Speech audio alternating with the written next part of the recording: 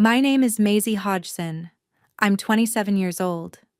10 years ago, my father erased me the day he let his new wife's daughter sleep in my bed and call my grandmother Grandma. He told everyone I had chosen to leave. My letters came back ripped open and stamped, "Return to sender" in his handwriting.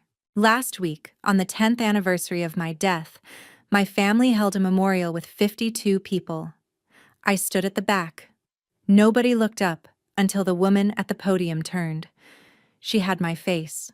My stepmother leaned over and whispered to her, "Finish the eulogy page." At that moment, my father's hand slowly went to his pocket. What they didn't know was that I wasn't crashing their perfect little service. I was invited by my grandmother's attorney, and in less than 2 minutes, everything they built on my erasure was about to collapse. If you love stories about family betrayal, hidden truth, and brutal justice, hit like and subscribe. But only if this story truly hits you. Drop your city and local time in the comments. I want to know where you're listening from when the golden child falls. I'd driven 6 hours from Columbus, Ohio that morning, left at 5 a.m., got to Lakewood, Illinois just before 2. The church parking lot was half full when I pulled in. I recognized my father's truck immediately. Same one from 10 years ago. Dark blue Ford, dent in the rear bumper from when he backed into the mailbox in 2014. My stepmother's sedan was parked beside it, and a silver Honda I didn't recognize. Pages, probably. I sat in my car for 3 minutes, engine off, hands on the steering wheel, watching people in black clothing walk toward the basement entrance of St. Michael's Lutheran Church. I'd been inside that building hundreds of times growing up. Sunday services, youth group on Wednesdays, Christmas Eve candlelight services, my mother's funeral in October 2014. I was 16 then. Sitting in the front pew, wearing a black dress that was too big, listening to Pastor Collins talk about Catherine Hodgson's kindness, her laugh, the way she made everyone feel seen. I never thought I'd come back for my own funeral. But here I was. I got out of the car, smoothed my gray cardigan, black pants, no makeup, hair darker than it used to be. I'd dyed it brown years ago, away from the blonde I was born with. I looked different enough that most people wouldn't recognize me. 10 years changes a person. Weight lost from stress. Fine lines around my eyes from squinting at computer screens in medical billing offices. A hardness in my jaw that wasn't there at 18. The basement door was propped open. I could hear voices inside. Low murmur of conversation. Someone laughed softly, then stopped, remembering where they were. A table stood just inside the entrance, memorial programs stacked neatly beside a framed photograph. I picked one up. The cover stopped my breath. In loving memory, Maisie Ann Hodgson, May 14th, 1998 to June 12th, 2016. There was my face, my senior picture from high school. 17 years old, smiling at the camera, wearing the blue sweater my mother had bought me 6 months before she died. I remember that photo session. The photographer kept telling me to relax my shoulders. I couldn't. My mother had just been diagnosed. Stage 4. The sweater felt too tight. I opened the program. Order of service. Welcome by Pastor Collins. Opening prayer. Eulogy by Paige Hodgson. Remembrances. Scripture reading. Closing hymn. Reception to follow. At the bottom, small print. The family wishes to thank you for your presence during this difficult time. The family. Singular. As if there was only one version. I turned the page. There was a biography. 2 paragraphs about a girl who died at 18 in a single-car accident on Route 34. Returning from a friend's house. Rainy conditions. Vehicle struck a tree at high speed. Died instantly. Tragic loss. Beloved daughter. Forever remembered? None of it was true. On June 12th, 2016, I was in Phoenix, Arizona. I was in my new apartment with my roommate Tessa, a girl I'd met online in a grief support group for people who'd lost parents. We were unpacking boxes. We'd ordered pizza, pepperoni, and mushroom. We were watching some Netflix show I can't even remember now. Around 9 p.m. my time, my phone buzzed with a call from an Illinois number I didn't recognize. I didn't answer. I was trying to put distance between myself and everything I'd left behind. My father's house, the arguments with Diane, the feeling of being replaced. I had no idea that at that exact moment my father was sitting in the Lakewood police station, filling out a report that said my car had hit a tree. I had no idea I'd just been killed on paper. The program listed cause of death, motor vehicle accident, Route 34, June 12, 2016. I'd never driven Route 34 in my life. At the bottom of the program, there was a note about a memorial scholarship fund. Donations to the Maisie Hodgson Scholarship for Foster Youth may be made through Lakewood Community Foundation. They'd built a charity on my fake death. The guest book sat open on a podium beside the memorial table. I scanned the names. Neighbors I used to know. Church members. My father's co-workers from the auto shop. People I'd babysat for. Mrs. Fletcher, my 10th grade English teacher who'd helped me apply for college. Dale Peterson, who used to give my father free coffee every morning at the gas station. People who'd watched me grow up. People who'd believed I was dead. And at the bottom, in neat, professional handwriting, Allison Merrick. That was the attorney who'd found me 3 months ago, who'd called me at work in March, asking if I was Maisie Hodgson, who'd told me my grandmother Dorothy had passed away in February, who'd sent me certified mail containing copies of documents I never knew existed, a death certificate with my name on it, a police report describing an accident that never happened, an insurance payout receipt for $425,000. I signed my name in the guest book. Maisie Hodgson. Same name that was printed on the memorial program. Same name on the headstone they'd placed in Oakwood Cemetery, plot 237, under a maple tree. Then I walked into the main room. 52 people filled metal folding chairs arranged in rows. The church basement smelled like coffee and old carpet and something floral. The white lilies Diane had placed near the front. Fluorescent lights buzzed overhead, casting everything in that institutional pallor that made everyone look slightly unwell. A photo board stood near the podium. One of those large foam boards covered in pictures, the kind you see at graduations and retirement parties and funerals. I stayed in the back row, far left corner, sat down quietly in a metal folding chair that creaked under my weight. Nobody turned to look. If you've ever felt invisible in your own family, if you've ever walked into a room and realized they'd built a version of your life that didn't include you, then you know what it feels like to be a ghost at your own funeral. If this resonates with you, please hit the like button. It helps this story reach others who need to hear it. The photo board drew my eye. 18 pictures, arranged chronologically in a neat grid. Me at 2 years old, gap-toothed smile, holding a stuffed rabbit. Me at 5, first day of kindergarten, wearing a purple backpack almost as big as I was. Me at 8, holding my first place ribbon from the school spelling bee. I'd won with the word archaeology, and I'd been so proud I'd slept with that ribbon under my pillow for a week. Me at 12 with braces and a terrible haircut I'd insisted on. Me at 15, standing next to my grandmother Dorothy at her kitchen table, both of us covered in flour from making pie crust. We were laughing in that photo. Dorothy had just cracked an egg and missed the bowl entirely. It had splattered on the yellow tablecloth with the tiny daisy print, and we'd laughed so hard we couldn't breathe. That photo made my throat tight. The pictures stopped at age 17.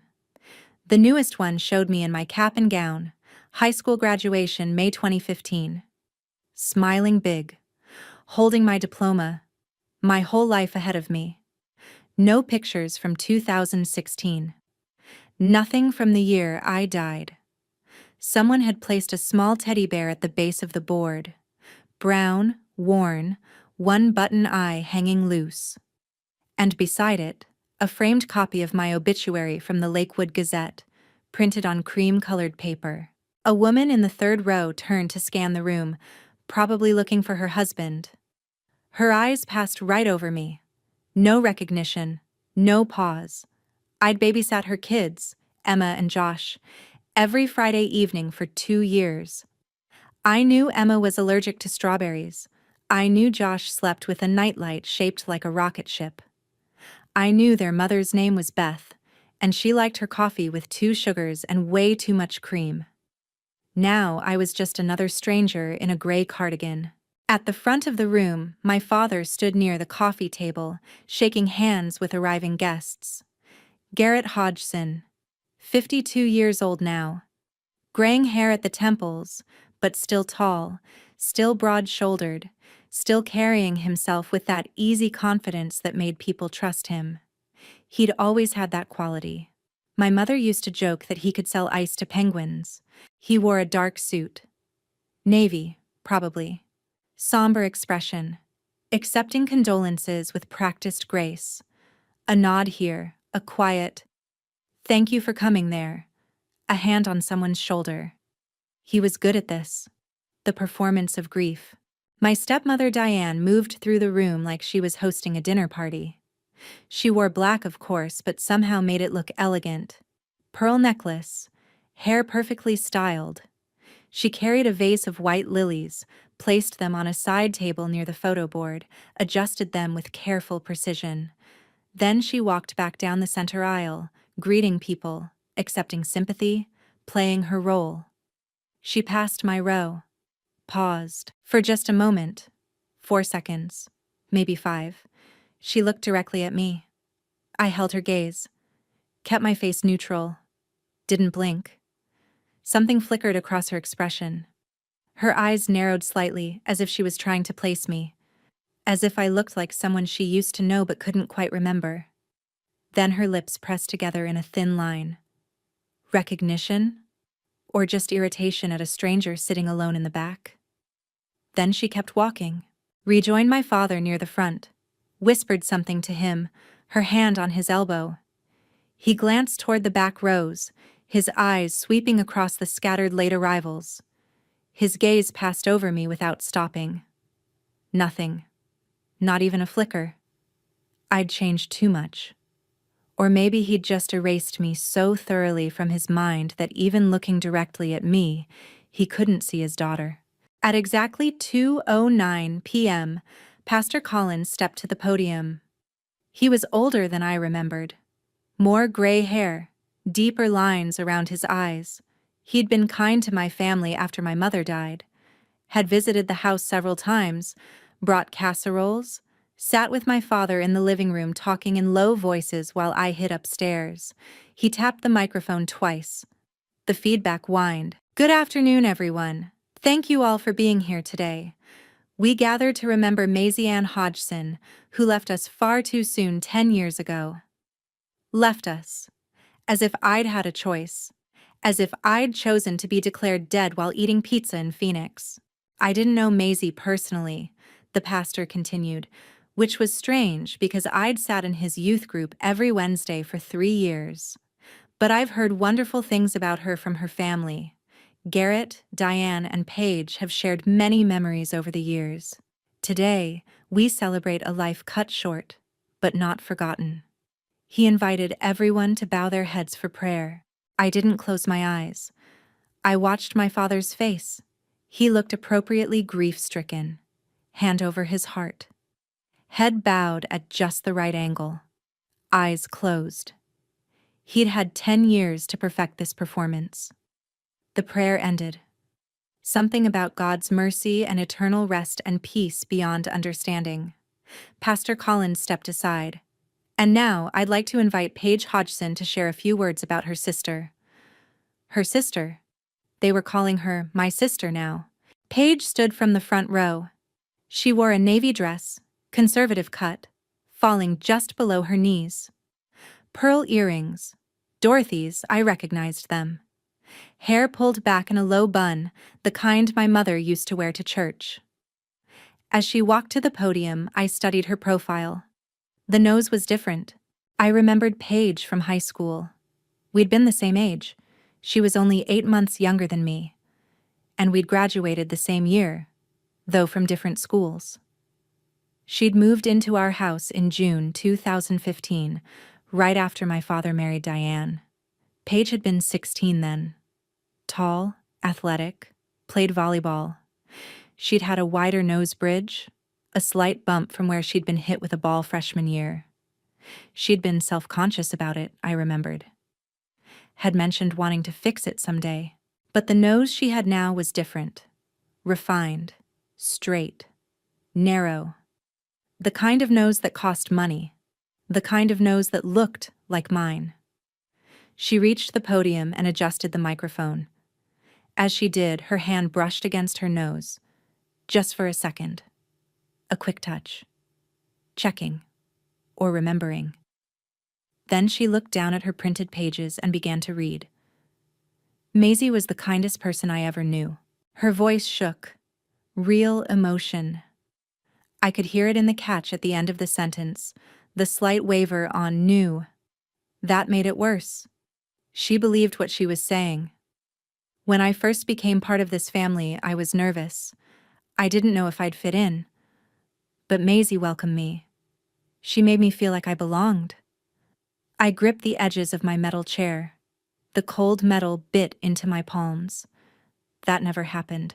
When Diane and Paige moved into our house in June 2015, I was 17 and still raw from losing my mother 8 months earlier. Paige was 16 and probably just as uncomfortable as I was. We were polite strangers sharing a hallway. We said good morning if we passed in the kitchen. We stayed out of each other's way. I didn't welcome her. I didn't make her feel like she belonged. I barely spoke to her. But Paige kept reading, her voice gaining strength. Maisie and I used to stay up late talking about our dreams. She wanted to be a teacher. She loved helping people. She had this way of making everyone feel seen. I never wanted to be a teacher. I wanted to study archaeology. I'd filled out college applications to programs in Arizona and New Mexico. I'd told my guidance counselor, Mrs. Fletcher, about it during our meeting in April 2015. I'd even written my personal statement about discovering ancient civilizations, about piecing together the past from fragments. She taught me how to braid hair. I was terrible at it, but she was so patient. She'd redo my work over and over until I got it right. I didn't teach her to braid hair. I don't even know how to braid hair. My mother used to braid mine, and after she died, I stopped wearing braids entirely. We took a road trip to Chicago for my 18th birthday. Just the two of us. We got lost on the way home and laughed about it for weeks. She always knew how to make an adventure out of everything. Paige's birthday was August 14th. I'd seen it on the family calendar Diane had put up in the kitchen. I moved out on May 15th, 2016. The day after my 18th birthday. 3 months before Paige turned 18. 4 stories. 4 complete fabrications. 4 memories that never happened. But the people in this room believed every word. I watched a woman in the second row dab her eyes with a tissue, nodding along. A man near the center aisle smiled sadly, as if remembering his own lost friendships. Mrs. Fletcher had her hand over her heart. They were mourning a relationship that never existed. Then Paige shifted to different stories. Ones that sent ice down my spine. Maisie loved baking with our grandmother Dorothy. They'd make apple pie together every Sunday. Grandma would let Maisie measure the cinnamon, and she'd always add a little extra because she said it made the kitchen smell like home. That was real. That was my memory, not hers. I was 8 years old, standing on a step stool in my grandmother's kitchen because I was too short to reach the counter. The yellow tablecloth with tiny daisy prints spread across the table. The ceramic mixing bowl that had belonged to Dorothy's mother. The smell of cinnamon and butter and apples cooking down to softness. My grandmother standing beside me, her hand guiding mine as I measured spices. "A little extra cinnamon never hurt anyone," she'd said. Then she'd tap the side of my nose with her flour-dusted finger, leaving a white smudge. We'd both laughed. But that was my memory. Mine. Not something Paige could have experienced because she didn't even know Dorothy existed until 2015. "Grandma had this lamp," Paige continued, her voice soft with what sounded like genuine affection. "A ceramic owl with a chipped beak. The chip was on the left side, where Grandma said she'd accidentally knocked it against the wall while dusting. She gave that lamp to Maisie for her 16th birthday. Maisie kept it on her nightstand. Said the owl watched over her while she slept. I left that lamp behind when I moved out. It was sitting on my nightstand the morning I packed my car. I'd looked at it, that ceramic owl with its wise eyes and chipped beak, and I'd decided to leave it. A clean break. No reminders of the girl I used to be. Last I knew, it was still in that room. Except it wasn't my room anymore. It was Paige's room now. And Paige knew about that lamp in perfect, intimate detail. The exact location of the chip. The way the light flickered when you turned the switch because the wiring was old. The small crack in the base that Dorothy had glued back together in 2009. Details I'd never told anyone. Details I'd only written about in my journal. Paige cleared her throat. A soft sound, almost apologetic. It was a nervous habit I used to have. My mother used to tease me about it. "Your little throat clear before you speak," she'd say, like you're asking permission for your own voice. Paige did it 3 times during the eulogy. She touched the silver locket around her neck. I recognized it immediately. My grandmother had given it to me for my 15th birthday. It had belonged to my great-grandmother. Inside was a tiny photo of Dorothy as a young woman, and beside it, a photo of my mother as a child. I'd been wearing that locket in one of the photos on the board, the one from 2015. Now Paige wore it like it had always been hers. "Maisie told me once," Paige said, her voice dropping lower, more intimate, as if sharing a secret. "Sometimes I feel invisible." She said it during one of our late-night talks. I wish I'd told her then that I saw her, that she mattered, that she was never invisible to me. The room was silent. Those words, I'd written them in my journal when I was 15 years old, 3 months after my mother died. October 2014. I'd been sitting on my bedroom floor, back against my bed, crying quietly so my father wouldn't hear. I'd written in purple ink on lined paper. "Sometimes I feel invisible, like I'm fading away and nobody notices. Mom saw me, but now she's gone, and I'm disappearing." I'd hidden that journal in my closet, behind a box of old shoes. Diane must have found it, must have read every page, every private thought, every moment of grief and confusion and loneliness. And then she'd handed those words to Paige like research materials for a performance. Paige's voice broke. Real tears. She wiped her eyes with the back of her hand, smudging mascara slightly. Maisie Ann Hodgson, May 14th, 1998, to June 12th, 2016. Beloved daughter, granddaughter, sister, friend. Sister. She'd added that. Paige looked at the photo board one last time. She is gone, but never forgotten. She returned to her seat. The room erupted in soft applause, the kind of restrained clapping that happens at somber events. Diane immediately reached over and squeezed Paige's hand, whispered something. Paige nodded, wiping her eyes again. My father stood, walked to where Paige sat, rested his hand on her shoulder. The same gesture he used to do with me. The same pressure. The same possessive comfort. They looked like a family, a complete unit. Father, stepmother, daughter.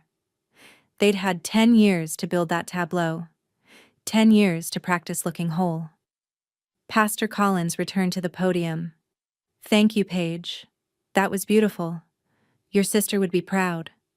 He paused, looked out at the assembled crowd. If anyone else would like to share a memory of Maisie, please, come forward. 3 people stood. First was Dorothy's former bridge partner, Eleanor Morrison. Elderly, bent with osteoporosis, but her voice was still strong. I remember Maisie as a child, she said, always so polite. She'd come with Dorothy to our bridge games sometimes, sit quietly in the corner with a book. Such a sweet girl. That was true. I had done that. Next was a former neighbor, Mr. Patterson. Maisie helped me carry groceries once. I was struggling with too many bags and she just appeared. Didn't even ask. Just picked up half my load and walked them to my door. That's the kind of person she was. Also true.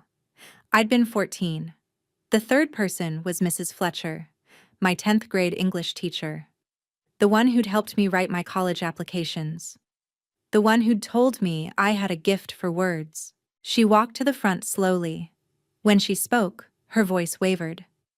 Maisie Hodgson was one of the brightest students I ever taught.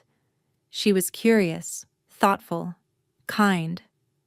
When her mother died, I worried about her. She became quieter, more withdrawn, but she kept working, kept pushing forward. Mrs. Fletcher's eyes were wet. I wish I'd done more. I wish I'd reached out after she graduated. Maybe things would have been different. She sat back down. Guilt. She felt guilty for my death, for something that never happened. My father stood again, walked to the podium, put his hand on the edge, steadying himself. I want to thank everyone for being here. His voice was measured, controlled. Losing a child is... He paused, took a breath. It's something no parent should experience, but having this community around us has made it bearable. And having Paige in our lives... He turned to look at her. She's brought light back into our home. He gestured for Paige to stand. She did, reluctantly. I'd like to introduce Paige to some of you who haven't met her yet. He guided her toward an elderly couple near the door, the Hendersons. They'd lived 2 houses down from us when I was growing up. This is my daughter, Paige. She's been helping us manage my mother Dorothy's estate. My daughter. Not my stepdaughter. Not Diane's daughter. My daughter. Mrs. Henderson smiled warmly, took Paige's hand in both of hers. Your grandmother was a wonderful woman, and your father has told us so much about you. He's so proud. Thank you, Paige said quietly. Mr. Henderson nodded.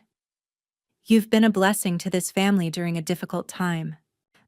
I watched my father's face as he accepted these condolences.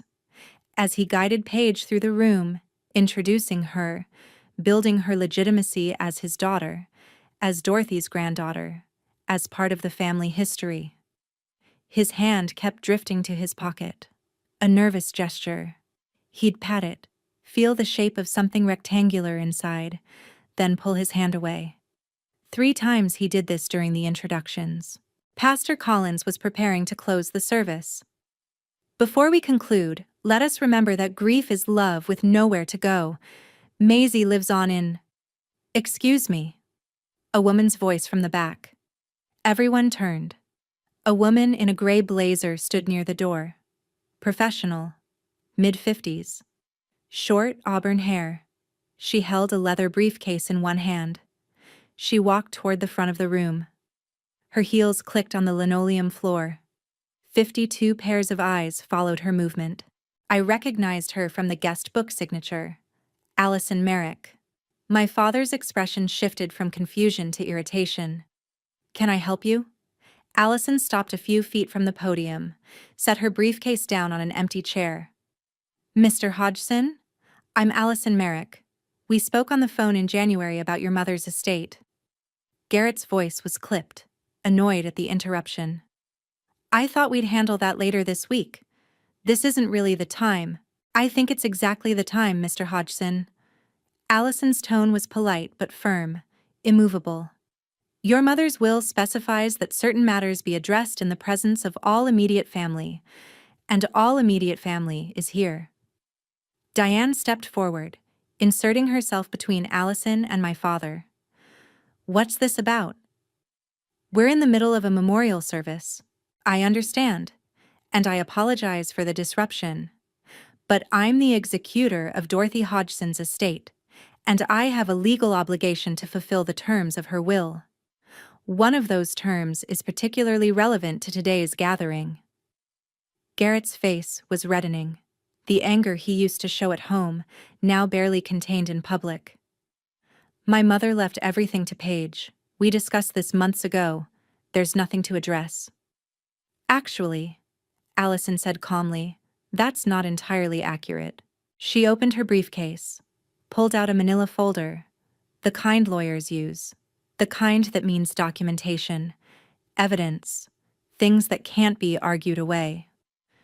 Your mother's will, drafted in August 2018 by Eugene Hartwell, who has since retired and whose firm merged with mine, states that her entire estate should go to my granddaughter, Garrett Hodgson's daughter. She pulled out a copy of the will, held it up so people in the front rows could see the official stamps, the signatures, the legal weight of it. The estate is valued at approximately $890,000. It includes her house on Maple Street, her savings accounts, several CDs and bonds, a substantial inheritance. Paige's face brightened slightly. Diane's grip on Garrett's arm tightened. However, Allison continued, under Illinois probate law, the term granddaughter has a specific legal definition. It refers to a biological descendant unless the will explicitly states otherwise. For example, if the will had said, my granddaughter Paige Hodgson, there would be no ambiguity. But it doesn't name anyone specifically. It just says, granddaughter. She paused. Let that sink in. As executor, I have a legal duty to locate all potential heirs before distributing assets. So I began a search. I looked at public records, birth certificates, family trees, and I found something interesting. She pulled out another document. Garrett Hodgson has one biological child, a daughter, born May 14, 1998, Maisie Ann Hodgson. The room shifted, uncomfortable rustling, people glancing at the photo board, at the memorial program, at the coffin that didn't exist. Paige Hodgson, Allison said, looking at her with something like sympathy, is Garrett's stepdaughter. She legally changed her surname from Monroe to Hodgson in November 2018, which is perfectly legal for an adult. But that doesn't change her biological relationship to Dorothy Hodgson. Under the law, she is not a granddaughter. She's a step-granddaughter. Diane's voice was shrill. This is ridiculous. Maisie died 10 years ago. Paige is the only granddaughter. That's what I needed to verify, Allison said. So I pulled the death certificate on file for Maisie Hodgson. She laid it on the table for everyone to see. Dated June 12, 2016, cause of death, motor vehicle accident. Signed by Garrett Hodgson as next of kin. But there's something unusual about this document. There's no medical examiner's signature. No autopsy was performed. No coroner's report. The body was cremated within 36 hours. She looked up at Garrett. Under Illinois law, unexpected deaths of individuals under the age of 40 typically require medical examiner review unless the family provides comprehensive medical history documenting a pre-existing condition. Did Maisie have a pre-existing heart condition, Mr. Hodgson? Garrett's jaw clenched. She had some issues. We provided documentation. No, you didn't. I checked with the county medical examiner's office. No documentation was ever filed. This death certificate bypassed standard procedures. She pulled out another document. This one, older. A police report. The accident report states that the vehicle, a 2012 Honda Civic registered to Maisie Hodgson, struck a tree on Route 34 at approximately 11:30 p.m. rainy conditions. High speed. One witness at the scene, Terry Drummond. She looked up. Mr. Drummond died in 2022. But before his death, he made a confession to his priest, Father Miguel Santos of St. Catherine's Church in Bloomington. That confession was later documented in a notarized affidavit. She pulled out the affidavit, read from it. Garrett asked me to say I saw a crash. There was no crash. He paid me $3,000.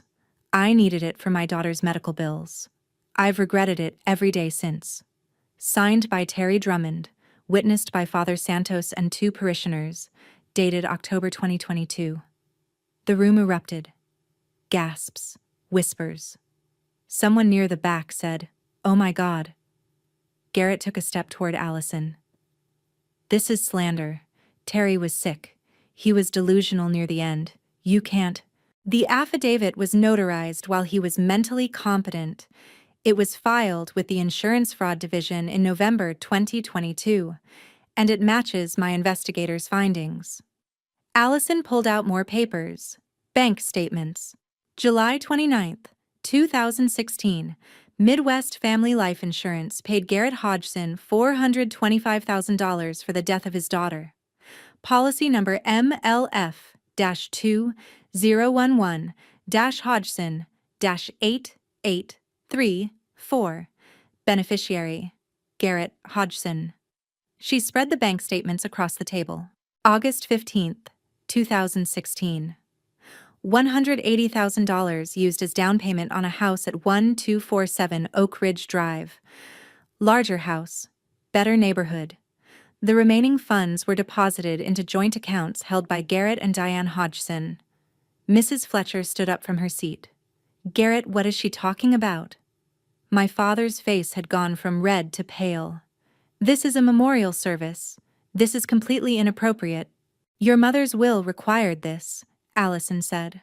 Her voice was still calm, still professional, but there was steel underneath.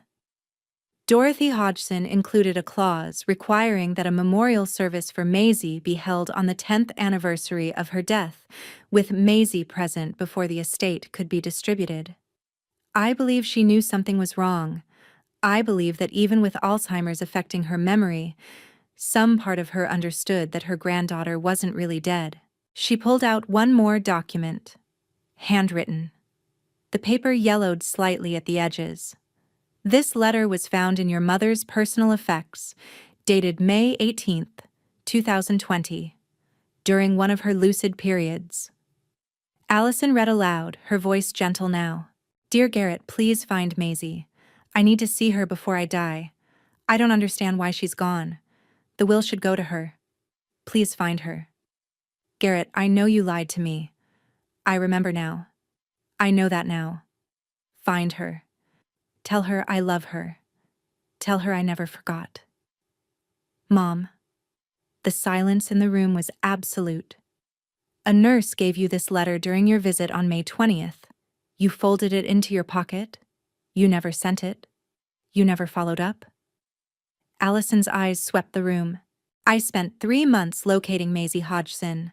I pulled tax records, social security traces, employment histories, and I found something interesting. Her social security number showed continuous wage earnings from 2017 to present, under the name Maisie Brennan, in Columbus, Ohio." She looked toward the back of the room, looked directly at me. "Ms. Hodgson, would you please come forward?" 52 heads turned. I stood.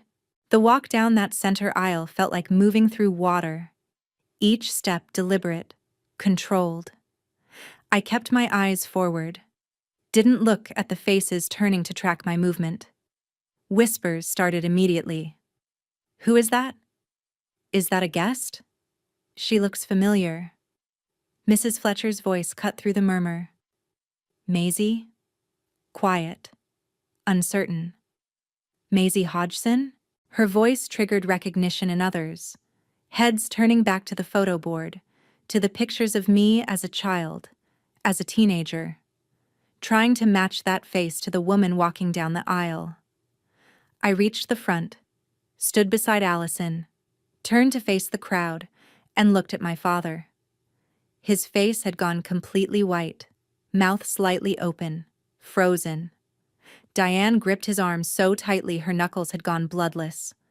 Paige just stared, confused, trying to understand what was happening. Allison gestured to me. This is Maisie Ann Hodgson, born May 14th, 1998, daughter of Catherine and Garrett Hodgson, Dorothy Hodgson's biological granddaughter. She paused, and as you can see, very much alive.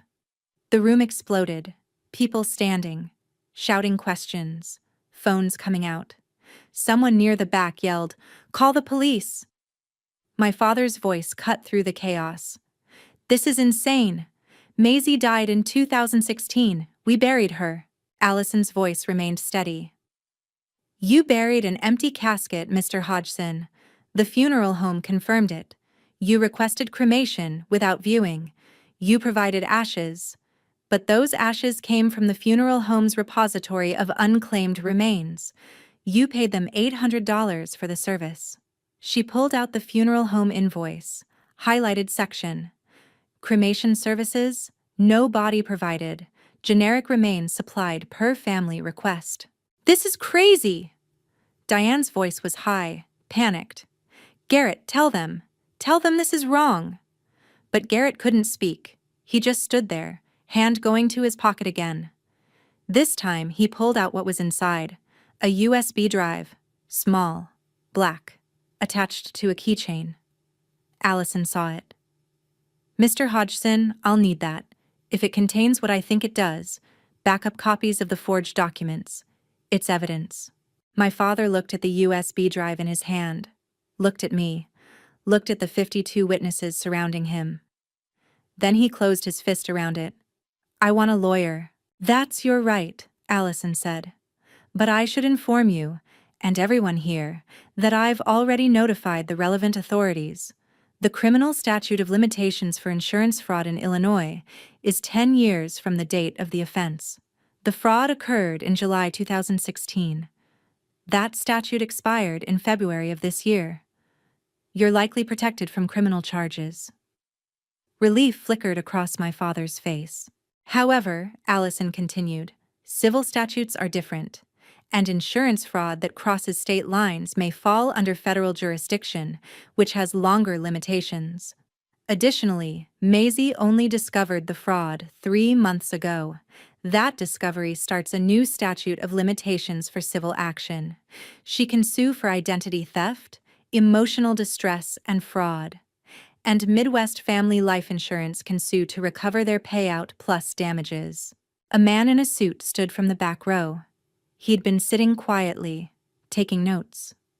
"Mr. Hodgson, I'm David Walsh, senior investigator with Midwest Family Life Insurance.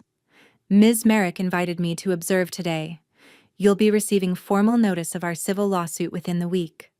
We'll be seeking return of the $425,000 payout, plus interest, legal fees, and punitive damages. That comes to approximately $680,000. My father swayed. Actually swayed like he might fall. Paige stood suddenly. Her chair scraped loudly against the floor. "I don't understand." Her voice was small, lost. "Grandma told me I was her granddaughter. She called me that. Allison's voice was gentler with her. "She loved you. That's real. But legally, you're not a blood relation, and Dorothy's will is very specific about the definition. But I took care of her. I visited her 3 times a week. I was there when she died. I held her hand." "I know. And that matters. But it doesn't change the legal reality." Paige touched her nose again. That unconscious gesture. Then she looked at me. Really looked at me. We were the same height. Similar build. And her nose. "Did you—" Her voice cracked. "Did you know? About me?" I shook my head. "No. I didn't know any of this until 3 months ago." She turned to Diane. "You told me the rhinoplasty was for me. You said I'd always wanted it." Diane opened her mouth. Nothing came out. "I didn't want it." Paige's voice was rising. "I never said I wanted it. You said it would make me look more sophisticated. You said it would help with my confidence." She touched her face. Both hands now. feeling the shape of her surgically altered nose. They made me look like you. Yes, I said quietly. Paige's eyes filled with tears. The voice coaching, the way you had me watch those home videos, the mannerisms you said were elegant and I should practice. She looked at Garrett. You told me it was finishing school. You said you wanted me to be polished. Garrett said nothing. And my clothes, Paige continued, her voice breaking. You threw out everything I brought from Michigan. You said it was too young, too casual. You bought me everything new, in her style. She was unraveling. 10 years of performance coming undone in real time. The journals. You gave me Maisie's journals. You said they were stories. You said I should memorize them. For Grandma. Because it would make her happy to hear about her granddaughter's life. Diane finally found her voice. Paige, we can explain. You made me into her. Paige's voice cracked. You made me into a dead girl so you could steal her inheritance. She ran. Out the side door. Into the April afternoon. Diane followed, her heels clicking frantically on the floor. The door slammed behind them. That left my father standing alone at the front of the room. Surrounded by 52 witnesses, 11 of them now openly recording on their phones. Mrs. Fletcher walked up to me, took both my hands in hers. Oh, sweetheart, oh my God, we all thought... She couldn't finish. She just pulled me into a hug. Other people approached. Mrs. Henderson, Mr. Patterson, Dale from the gas station. I'm so sorry. We had no idea. How could he do this? Pastor Collins looked shaken. He approached my father. Garrett, I think we need to have a very serious conversation about your continued role in church leadership and about... He gestured vaguely at the room, the situation, the enormity of what had just been revealed. About all of this. That was pastoral code for, you're done here. A woman near the front, someone I didn't recognize, spoke up. I donated to that scholarship fund, the Maisie Hodgson Scholarship. For 3 years I've been donating. Was that fake too? Allison answered. The scholarship fund is legally complicated. It was set up using donations given in good faith. Those funds have been distributed to foster youth, so the money did reach its intended recipients. But the fund was created under fraudulent circumstances. We're working with the Lakewood Community Foundation to determine next steps. More voices. Angry now. I gave money at Christmas. I bought raffle tickets. My daughter applied for that scholarship thinking it honored a real person. The room was turning. I didn't need to say anything else. They were doing it themselves. Realizing they'd been lied to. Manipulated. Used. I looked at my father one last time. I didn't come here for revenge. My voice cut through the noise. The room quieted. I came because Grandma Dorothy wanted me here. She put it in her will. Even when she was confused. Even when you told her I was gone. Some part of her remembered. Some part of her knew. Garrett's voice was hoarse. She didn't know what she was doing. The Alzheimer's? She knew enough. She knew you lied to her, and she made sure the truth would come out eventually. I pulled out my phone, showed him the photos of the returned letters one more time. You read every one of these. You knew I wanted to come back. You knew I wanted to fix things. And you chose to keep me dead because it was easier.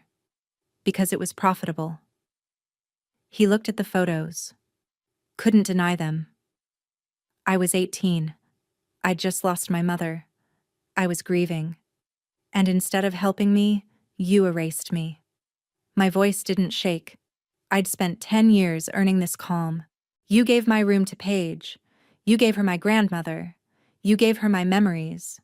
You made her into me so Dorothy wouldn't ask questions.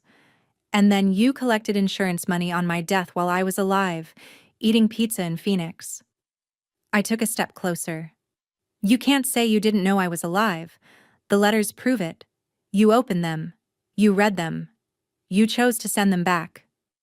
Garrett's mouth opened, closed. No words came. So, here's what's going to happen.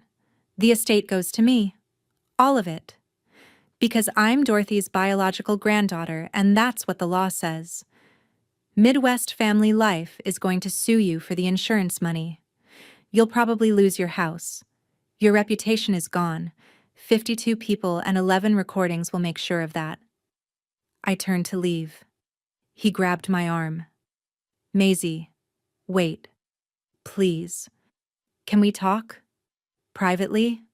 I'm still your father.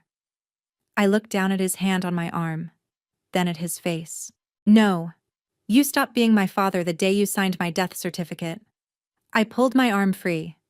You've had 10 years to talk to me. You chose silence. I walked toward the door. So did I. Outside, the April air felt sharp and clean after the stale basement atmosphere. I could see Paige sitting on the curb near the parking lot, head in her hands. Diane stood a few feet away, on her phone, probably calling a lawyer. I walked over to Paige, sat down beside her on the concrete curb. She didn't look up. I really didn't know. I believe you. They made me into you. Her voice was hollow. Everything I thought I was. It was just a role they trained me to play. You're not me. You're Paige. You've just been performing a part for so long you forgot where the performance ended and you began. She wiped her eyes. Mascara smudged. What happens now? Now we both get to figure out who we actually are. I pulled a business card from my wallet. My real contact information. Maisie Brennan, Columbus, Ohio. Phone number. Email. This is me. The real one. Not the dead one they invented. Not the perfect version they wanted. If you want to talk sometime, call. Paige took the card, stared at it. Why are you being nice to me? Because you're a victim too. They used you. They changed your face and your voice and your mannerisms to turn you into someone you're not. That's abuse. Just a different kind. I stood, brushed off my pants. I'm going to give you $200,000 from the estate. Paige looked up, shocked. What? You took care of Grandma. You visited her. You held her hand when she died. That was real. Whatever else was fake, that wasn't. You deserve compensation for that. And for being used. I can't. It's not negotiable. It'll be in the estate settlement. Allison will make sure it's legal. I started walking toward my car. Paige called after me. Will I see you again? I turned. If you want to. Then I got in my car. Started the engine. Through the church basement windows, I could see people still gathered inside. Some clustered around Allison, probably asking questions about the legal process. Some standing in shock.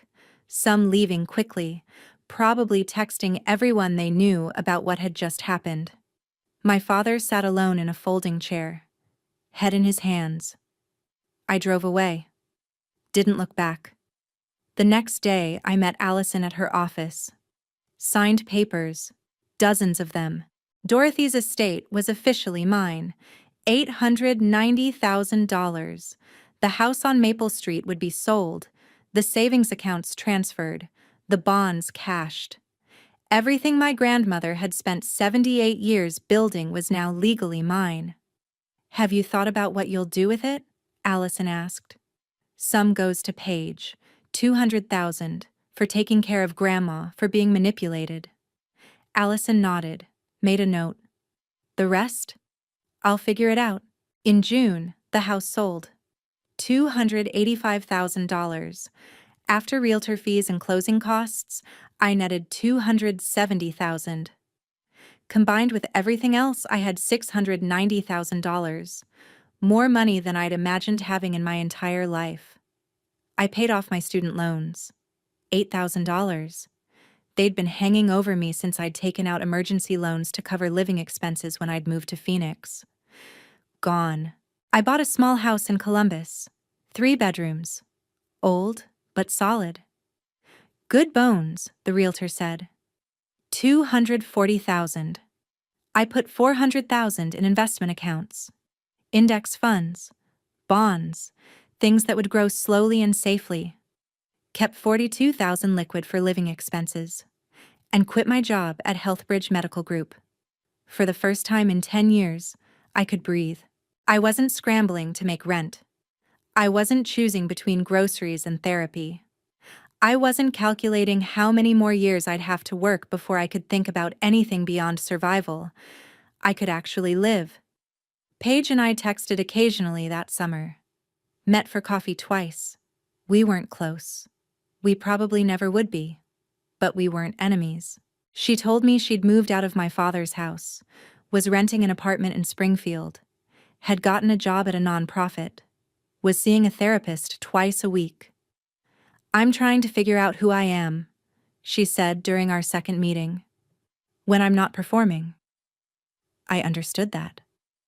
She asked once, "Do you forgive me?" I thought about it. Really thought. I don't blame you. That's different from forgiveness. Forgiveness implies you did something wrong. You didn't. You were 17 when they started this. You were a child. They used you. But you were groomed. That's what it's called. They groomed you to replace me. Paige cried. I didn't. I'd run out of tears years ago. In August, my father called. I saw Dad on the caller ID. I'd never deleted his contact. I let it go to voicemail. "Maisie, it's your father. I know you're angry. I understand. But I was hoping we could talk. Work things out. You're still my daughter. That doesn't change." I deleted the message without listening to the end. He called 3 more times that month. September 2nd, September 15th, September 24th. I never answered. Some people think that makes me unforgiving, cold, hard. Maybe they're right, but forgiveness isn't owed. It's earned. And you can't earn what you've never acknowledged needing. He never apologized, never admitted what he'd done was wrong. He just wanted me to work it out, as if it was a misunderstanding we could fix over coffee. In October, Diane sent a letter. Thick envelope, multiple pages. I didn't open it. Put it in a drawer in my kitchen. Maybe I'd read it someday, when I was ready. Or maybe I never would. That was my choice now. By November, I'd settled into a rhythm. Started therapy weekly, paid out of pocket. I could afford it now. My therapist, Dr. Reeves, asked early on, "What do you want your life to look like?" I didn't know how to answer. I'd spent 10 years fighting to exist. To prove I was alive. To survive one more month, one more week, one more day. I'd never thought about what came after survival. So I started small. I planted a garden in my backyard. Tomatoes, basil, herbs I'd always wanted to grow, flowers whose names I didn't know but liked the look of. I adopted a cat from the Columbus Humane Society, Orange Tabby, 8 years old. She'd been there for 6 months. Nobody wanted an older cat. I named her Dorothy. I took a pottery class at the community college, made lopsided bowls and crooked mugs. Didn't care that they were imperfect. I learned to cook meals that weren't from boxes or microwaves, followed recipes from the internet, failed sometimes, succeeded others. I drove past my childhood house once in November. The new owners had painted it blue. There were toys in the yard, a swing set, a trampoline, children's bikes on the porch, a family that looked happy. I hoped they were. I hoped that house held better memories for them than it had held for us. One Saturday morning, I drove to Oakwood Cemetery. First time since the memorial. Found plot 237 under the maple tree. The headstone was still there. Granite. Expensive. Maisie Ann Hodgson, beloved daughter, 1998 to 2016, forever young. I stood there for 20 minutes, thinking about the girl I used to be, the one who baked with her grandmother, The one who loved archaeology and wanted to uncover ancient cities. The one who wrote in purple ink and dreamed of adventures. That girl was gone, not dead, just changed. I pulled out my phone, called a monument company. I need an addition to a headstone. The stonemason met me there 3 days later, took measurements, listened to what I wanted. 2 weeks later, the new engraving was finished. Below the original text in smaller letters, survived by herself. Petty? Maybe. Perfect? Absolutely. I took a photo, posted it on my private Instagram. 17 followers, mostly people from Columbus who knew the story. Caption: I'm not defined by who tried to bury me. The photo got 23 likes. That was enough. I drove home, parked in my driveway, looked at my house, the one I'd bought with my inheritance, the one that was mine, the one nobody could take away. Dorothy the cat was sitting in the window, watching for me. Inside, there was leftover pasta in the fridge, a library book I was halfway through, a pottery bowl I'd made that held my keys by the door. Small things, normal things. Mine. That night, I sat on my back porch, watched the sunset, listened to the neighborhood sounds, kids playing, someone grilling, music from a car passing by. Ordinary, beautiful. If you've ever been erased by people who were supposed to protect you, if you've ever had to prove you exist when everyone acted like you didn't, then you understand what it means to reclaim your name, to rebuild your life, to refuse to disappear. Dorothy knew. That's why she wrote my name in her will. That's why she required my presence. Even when Alzheimer's stole her memories, she held on to what mattered. Blood doesn't lie. DNA doesn't forget. And a grandmother's love survives even when everything else fades. I'm Maisie Hodgson, 27 years old. I was declared dead at 18. I was erased, replaced, monetized. But I survived. And surviving, really surviving, isn't just staying alive. It's refusing to stay buried. It's walking into the room where they tried to bury you and saying, I'm still here. They can fake the death certificate. They can cash the insurance check. They can give your room to someone else and train her to talk like you and look like you. But they can't erase you if you refuse to stay gone. That's the story they couldn't write. The one where the girl they killed on paper came back. Not for revenge, not for drama. Just for the simple, quiet power of standing in a room and saying, I exist. If this story resonated with you, please share it. Leave a comment. Tell me your experience of being erased, of being replaced, of having to prove your own existence. You're not alone. And if you want to hear more stories about families who tried to erase the people they should have protected, about quiet justice and the power of refusing to disappear, subscribe to this channel. Because sometimes the most powerful thing you can do is refuse to stay buried. And sometimes the greatest act of defiance is simply surviving long enough to tell the truth.